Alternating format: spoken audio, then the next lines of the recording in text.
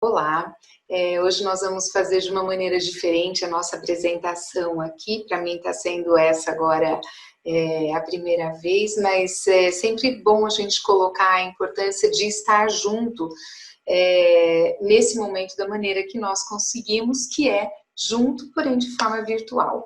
E antes então de nós fazermos o nosso tema de hoje, nós vamos fazer uma prece, fazer uma oração, para que a gente já consiga se sintonizar e para que tudo corra em paz. Então, quem puder fechar os olhos, sentir à vontade com isso, que possa se conectar consigo mesma, com seus mentores, agradecendo por essa oportunidade. Hoje, a oportunidade do mundo tecnológico, tudo aquilo, todas as ferramentas que nos oferecem, para que possamos estar aqui juntos mais uma vez.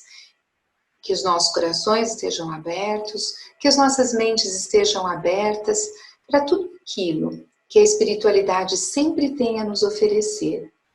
E que os ensinamentos de hoje sejam importantes para cada um de nós, surtindo efeito em nossa vida, para que a gente possa ser a cada dia um pouquinho melhor.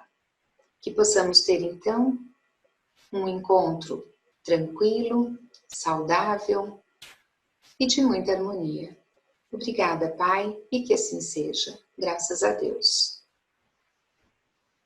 Bem, e com isso, então, nós vamos falar hoje de um tema tão importante aqui, que é sobre a missão de Chico Xavier.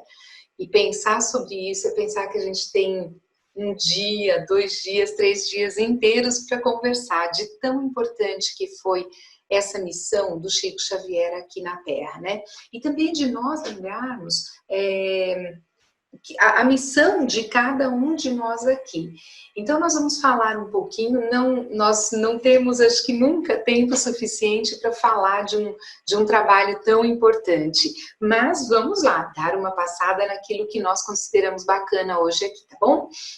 Bem, o nascimento de Chico, que foi no dia 2 de abril de 1910, e hoje a palestra está acontecendo no dia 1º, ou seja, a gente está muito próximo a esse nascimento dele, a essa encarnação que ele veio como Chico Xavier. E ele nasceu na cidade de Pedro Leopoldo, em Minas Gerais.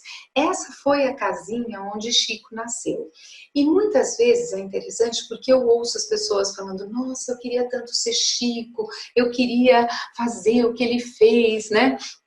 E normalmente quando nós falamos isso, nós estamos sempre pensando nos louros e nas coisas boas.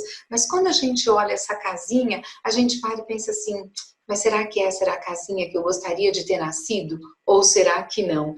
Então a gente já começa por aqui a ter uma ideia de todas as coisas pelas quais Chico passou na vida. Que nós gostaríamos de ser, né? O que ele foi, na verdade, pensando em termos de ter o reconhecimento que ele teve, mas não talvez de passar por todas as coisas que ele passou. Uma das coisas, né, Chico se tornou órfão aos 5 anos de idade, porque a sua mãe teve uma doença e até então ele era uma criança super feliz e brincava, fazia lá as suas coisas, sempre numa vida de bastante dificuldade, porque eles tinham bastante dificuldade, eram muitos irmãos e tudo isso, mas não habitava o pensamento do Chico de que ele poderia se tornar órfão de mãe com esta idade. E aos 5 anos ela adoeceu e aí ela acabou desencarnando em virtude do problema que ela teve. E o que aconteceu? O pai, ele ficou com os filhos e continuou com todos os problemas financeiros que eles tinham. O que aconteceu? A mãe do Chico, ela chamou ele, ela conversou com ele, né? E ela disse assim para ele: nunca acreditar se dissessem a ele que ela tinha morrido. Olha que interessante, né? Assim, não acreditem, por mais que digam isso, você nunca acredite nisso, porque eu sempre estarei com você. Né? E ele ficou com aquilo gravado. E ela pediu que os filhos fossem então entregues a familiares e amigos próximos, porque ela já sabia o que aconteceria e também entendia que o pai sozinho não daria conta de tudo. E realmente ele continuando ali com os problemas financeiros e tudo, ele então distribuiu os filhos e o Chico também foi distribuído. E ele ficou com uma madrinha. e ele ficou com essa madrinha por 4 anos. Não foi um período fácil em sua vida. O Chico ele sofreu bastante na mão dessa madrinha, né, da Dona Rita. Por quê? Porque ela impunha a ele dores físicas. Ela vivia dizendo que ele tinha o diabo no corpo e ela o castigava por muitas coisas fisicamente mesmo. Uma das coisas que ela fazia com o Chico era colocar um garfo, ela espetava um garfo na barriga dele e deixava, aquilo doía demais, aquilo sangrava, né? E ele ficava, óbvio, muito mal com toda essa situação. Então, enquanto ele viveu com essa madrinha, ele passou realmente por muitas dificuldades físicas. E ele encontrava na religião uma forma de passar por todo esse sofrimento que ele tinha ali. Ela, inclusive, tem uma passagem dessa época que ele morava com ela, e ela também tinha uma outra criança com ela, né, um garoto que ela adotou, e ele tinha uma ferida muito purulenta, né, como eles diziam assim, e nada curava essa ferida. Um dia ela levou o garoto numa benzedeira e ela disse que essa ferida tinha que ser lambida por uma criança, né, que fosse pura, que tivesse amor, enfim. E aí, mas era uma criança. E ela perguntou, mas o Chico que está lá em casa serve? E a benzedeira perguntou, é aquele menino aluado? Porque eles apelidaram isso disso a partir do momento que ele dizia que ouvia vozes e que via espíritos, né? Por isso que a madrinha dizia que ele vivia com o diabo no corpo. Ela falou, aquele lá serve sim. E ela chegou em casa, ele teve que fazer isso por 3 sextas-feiras seguidas. E não foi uma tarefa fácil para ele. E ele ficou tão desesperado que ele corria para o quintal, porque ali ele teve a visão da mãe uma vez. E quando ele teve essa visão, ele também falou assim, então realmente, né? Ele lembrou do que tinha acontecido. Ela disse que ela não tinha morrido. Ele se apegou a isso. E quando ele recebeu essa orientação da madrinha, ele foi falar, mas ela está pedindo para eu fazer isso. Ela falou, Chico, então faça. E ele falou, mas isso vai curar? Ela falou, não, isso não cura a ferida, mas faça isso porque isso vai ser bom para você e nós daqui faremos o que for necessário. E ele, na 3ª sexta-feira que lambeu a ferida, aí então aconteceu de ela começar a curar. E aí ele ficou muito feliz com isso, mas acima de tudo, né, ele, quando aconteceu isso, ele passou então uma semana sem apanhar. Para ele, isso foi uma coisa bastante importante. Então, a gente começa a ver que, desde muito pequeno, Chico passou por determinadas situações que ensinaram a ele muitas coisas, mas que talvez muitos de nós aqui não se sentisse preparado ainda, ou não se sinta até hoje preparado para passar por essas coisas que ele passou. Aconteceu, então, que depois de 4 anos, o pai do Chico pensou num novo casamento e se casou com uma nova mulher. E ela foi muito bacana. E a primeira coisa que ela fez foi pedir para que ele juntasse todos os filhos novamente. Isso foi uma coisa muito boa, né? Chico ficou muito feliz, ele se sentiu acolhido quando ela chegou em casa, sentiu que podia abraçá-la, ela deu essa dica, né, de que ele poderia abraçá-la, e assim ele fez, e aí começou uma nova fase, um novo período na vida de Chico. O Chico, ele sempre gostou muito de literatura. Acontece que ele não era estimulado pela família para fazer isso, mas era uma coisa que ele gostava. E essa nova madrasta, ela gostaria que todos fossem estudar, né? E ele ficou muito feliz com isso, mas como a dificuldade financeira era muito grande, eles não tinham como estudar. E ela então teve a ideia de aproveitar o terreno que eles tinham para plantar uma horta, e Chico vendendo as coisas ali plantadas, eles conseguiriam juntar dinheiro, né? E daí a partir disso ele estudar. E foi exatamente isso que aconteceu. Ele saía vendendo, guardava ali toda a moedinha daquilo que vendia, e isso tornou possível o sonho dele de de estudar a realidade, né? O Chico, ele gostava muito, mas ele não era estimulado porque a família não tinha esse lado do estudo tão fortalecido, e ele chegou a ver os livros que ele tinha e algumas revistas queimados pelo pai. Isso para ele foi muito dolorido, né? Mas o valor que ele dava a isso, o valor que o resto da família dava, era completamente diferente. Esse dinheiro, então, depois do momento que ele juntou, ele começou a estudar já com 8 anos de idade e ele concluiu o curso primário. Mas ele repetiu, ele chegou a repetir o 4º ano. Só que não porque ele não estudasse, porque não gostava, porque não fosse inteligente o suficiente, mas ele teve falta de saúde. E por uma deficiência física, ele acabou, então, repetindo o 4º ano. E aconteceu uma história também, nessa época, interessante, né? O Chico, ele via e ele ouvia um homem que ficava ao seu lado em alguns momentos na aula. E teve um dado momento que ele teve que escrever uma redação sobre o centenário da independência, né? E ele viu esse homem dizendo, olha, escreve o que eu vou falar. E ele ficou, meu Deus, o que eu faço? Né? Ninguém mais via esse homem, só ele que via, mas ele acabou acatando ali o negócio. Ele até foi perguntar para a professora, ela falou, mas o que ele está dizendo para você falar? E quando ele falou, ela ficou até meio assim, falou, olha, vai lá e faz essa redação, cumpre com o seu dever. E ele foi e ele fez isso. E essa redação, ela foi, assim como as outras, elas foram para um concurso, né? E ele acabou recebendo uma menção honrosa em função da escrita dele, mas ele entendia que aquilo não tinha sido feito por ele, aquilo tinha sido feito por mais alguém. Ele então ganhou esse prêmio, né, pela redação, porém ele foi acusado de ter copiado isso de algum livro, de algum lugar. Então, no meio de muita confusão, no meio de muita fala, ele foi desafiado a escrever alguma coisa na frente de todas as pessoas. E aí, pessoal, mas sobre o que ele vai escrever, sobre o que vai ser? E aí falaram, fala para ele escrever sobre areia, como se isso fosse uma coisa desprezível, né? Um tema não importante. Então falaram, fala aí sobre areia. E nesse momento ele já percebeu aquele homem que ditava para ele as redações ao seu lado, consentindo que ele escrevesse sobre isso.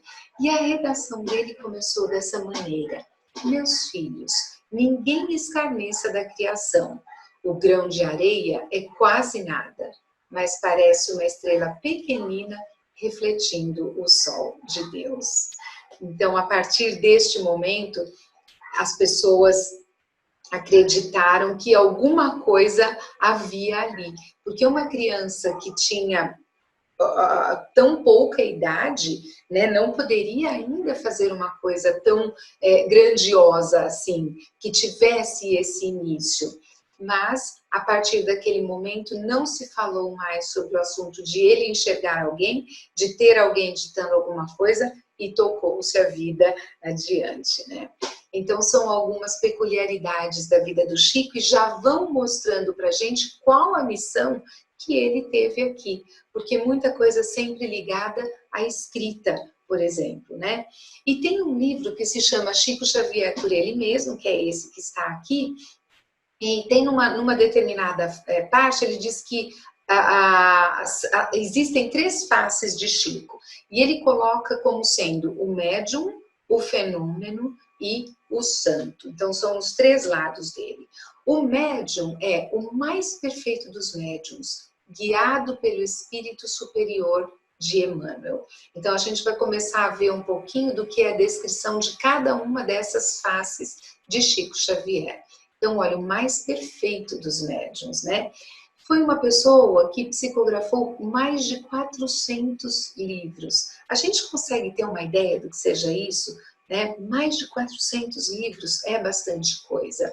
E ele sempre ali com Emmanuel, que era o seu mentor espiritual, André Luiz também editava livros por eles e tantas outras pessoas, né? O primeiro livro psicografado pelo Chico se chama Parnaso de Além Túmulo e é um livro todo de poesias e de poemas de vários autores e cada um escrevendo com a sua característica. Então isso foi uma coisa que chamou demais a atenção das pessoas na época.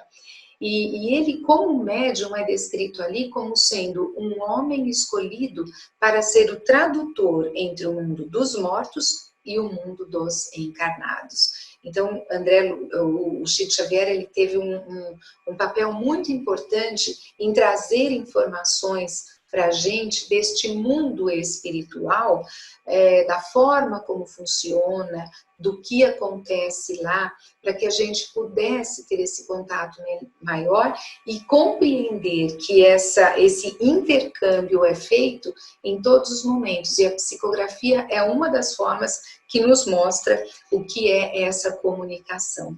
Tá? Quando ele é chamado de fenômeno, quando se mostra uma das suas faces como sendo fenômeno, o que ele descreve no livro? Que é um raro fenômeno da parapsicologia. Ele é de uma prodigiosa inteligência, memória e imaginação.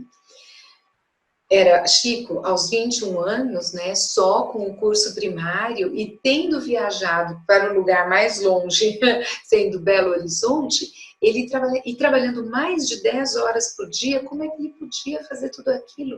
Psicografar no Parnaso de Além-Túmulos poetas portugueses e brasileiros, né? Trabalhando no armazém onde ele trabalhava tantas horas seguidas. Ele cortava linguiça, ele pesava as coisas, ele servia cachaça, que era uma coisa que ele não gostava de fazer, porque além de servir o álcool, ele diz que as pessoas bebiam, que era já algo que ele não gostava, mas as pessoas bebiam, se embebedavam e ele tinha que carregá-los de volta para casa depois. Então essa era a única parte do trabalho dele que ele dizia não gostar, tá? Mais uma curiosidade aí na vida dele. Então olha, por que ele era considerado um fenômeno? Porque não era possível que tão novo e com tão pouco estudo, ele produzisse uma coisa tão rica, tá?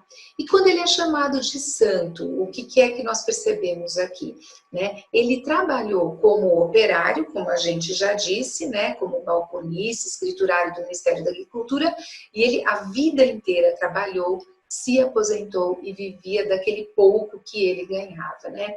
E os que a ele chegam carregados das aflições do mundo, saem com o coração leve e com a fé reanimada. Daí eles davam, então, esse nome de santo a ele, porque todo mundo que chegava ali conseguia se sentir acolhido em suas necessidades e tinha esta fé reanimada, porque a fé era uma coisa bastante forte em Chico, né?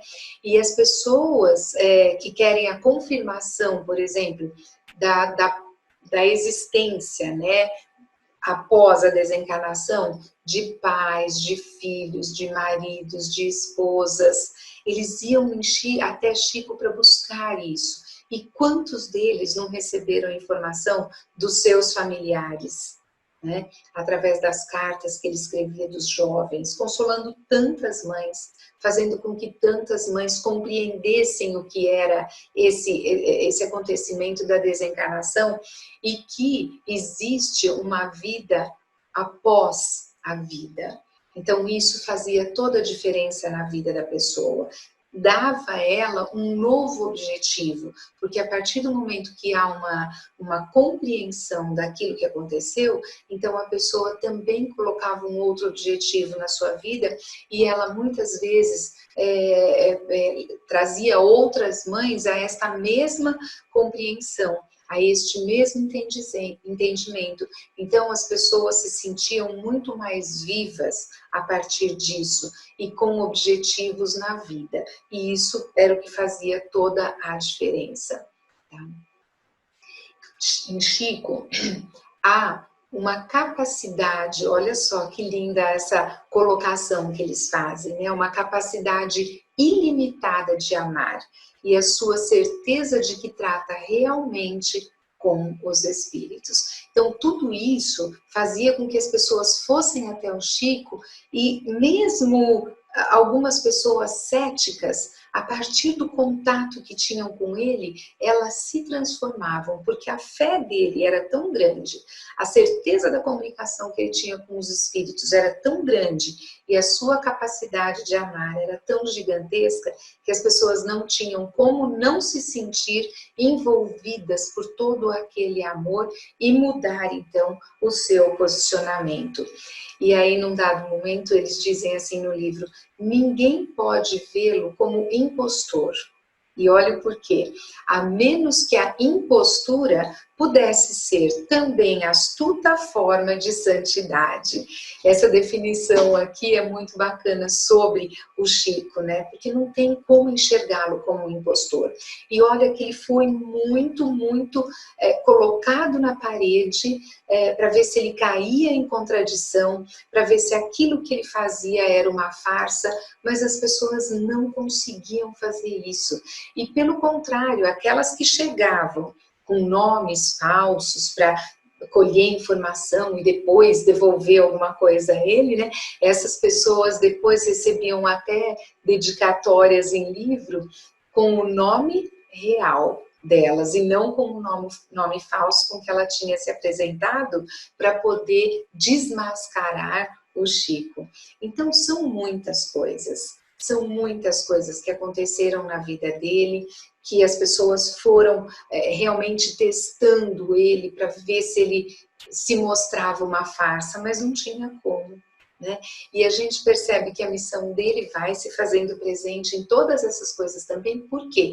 Porque é um momento em que as pessoas que iam céticas acabavam não se tornando espíritas, mas não conseguiam contestar todo o trabalho que ele fazia, porque viam o quanto de amor tinha envolvido ali. E elas se sentiam envolvidas por isso também.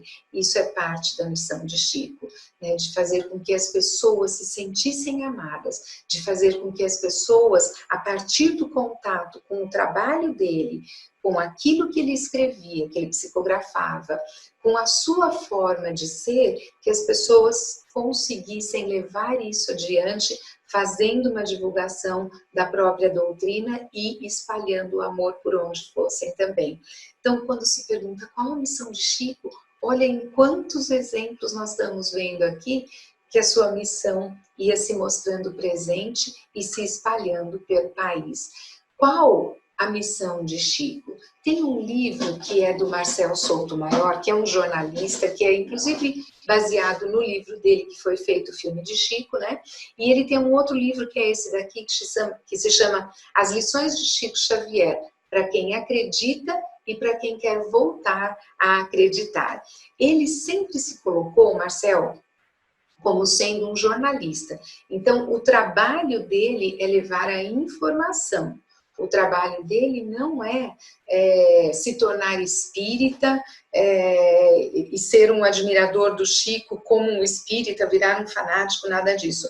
Então, as pessoas perguntam demais isso para ele. Falam, mas como é que você conseguiu estar próximo, estudar tanto a vida dele e fazer tudo que você fez, escrever livros e tal, e não se tornar espírita? E ele diz que isso para ele não é o mais importante, mas levar toda essa mensagem como um jornalista é absolutamente diferente. Esse é o verdadeiro papel dele. E nesse livro, As Lições de Chico, tem um dos capítulos diz qual a sua missão. E ele diz assim para a gente: Chico foi movido do início ao fim de sua trajetória pela certeza de que tinha uma missão a cumprir. Ele sabia que ele tinha isso.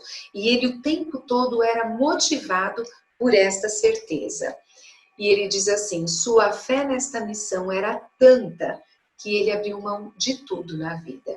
Ele abriu mão do dinheiro, do sexo, da chance de construir a sua própria família para se dedicar e divulgar a doutrina espírita e difundir a prática da caridade no Brasil. Olha o tamanho desta missão. Então, o que ele fez? Ele abriu mão praticamente da própria vida. E o Chico, no começo, ele recebia muitas pessoas na sua casa, os seus familiares ficaram incomodados com essa situação, porque era gente dia e noite batendo ali, pedindo ajuda a ele, né? Então as pessoas começaram a ficar incomodadas com ele. E olha, será que não seria bom ele sair daqui, né, ir para algum outro lugar onde ele pudesse fazer esse trabalho, porque isso os incomodava. Então, ao mesmo tempo em que eles viam alguma coisa muito importante naquilo que ele fazia, eles se sentiam invadidos na privacidade pela forma como as pessoas agiam com ele e também pela abertura que ele dava para receber e acolher as pessoas. Então, da sua própria vida, ele acabou abrindo mão, né? Por quê? Porque ele tinha certeza absoluta desta missão que ele tinha para cumprir, divulgando a doutrina, divulgando a caridade, né? E o Marcel continua dizendo assim, olha, de olhos fechados, em transes testemunhados por multidões, Chico passava para o papel, em velocidade vertiginosa, poemas, crônicas, romances, cartas e todos assinados por mortos, ilustres ou desconhecidos. Porque não era a importância do nome, mas era importante a mensagem. E olha a palavra que ele usa, ele escrevia numa velocidade vertiginosa. Então, o que a gente começa a perceber? Que nós, num estado normal, não conseguimos fazer aquilo que ele fazia em psicografia, né? Com aquela velocidade e com a profundidade de cada carta, né? Em cada carta, em cada livro, em cada poema, a profundidade era muito grande. Teve uma pessoa, eu não me lembro o nome dele agora, mas ele era um estudioso assim dos autores, e ele dizia assim, que se as pessoas lessem durante 60 dias um determinado autor, elas eram capazes de escrever com algumas características deste autor. Só que o Chico, por exemplo, no Parnaso de Além Túmulo, que foi o primeiro livro que ele psicografou, cheio de poemas de diversos autores, ele não teria tido nem tempo de fazer isso na vida dele e fazer com tanta perfeição aquilo que ele fazia, né? Então, é muito interessante ver que nós não temos condição de fazer o que ele fazia numa condição normal. Então, era necessário haver alguma coisa além. As pessoas queriam provar por A mais B que, olha, se fizer assim, pode acontecer assado.